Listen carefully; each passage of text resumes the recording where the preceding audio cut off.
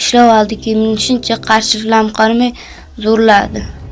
Uyda hech kim yo'q edi. Bir marta bo'lmagan buni? Yo'q, 3 marta. Senga qo'shib o'ldiraman, pichoqlab ketaman deb pichoqtirib qo'rqitdi. Xo'p, akangizga qanaqa tuhmat qilishyapti hozir? Bolani otasi sensan deb tuhmat qilib, hozir qamab qo'ygan. Gavdali 4 ta odamni olib keldi-dani, akamni urib kirgizib ketadi. Biz achamiz tarmashib qoldik. Achamiz otib yer, meni ham otdi. Shuncha operatsiya qilganimga qaramasdan otib yerdi. Qarshiga ishiga eshitgandan keyin o'zimni o'ldirmoqchi ham bo'ldim.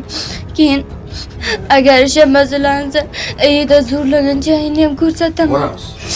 Operatsiya kechirsam homilador deydi. Opam dedi, shunday deyapti, Almira dedi, homilador emish, mendan ko'ryapti dedi. Bu, misol uchun 5 oylik deyapsizlar. Unda harakat bo'lmaydimi?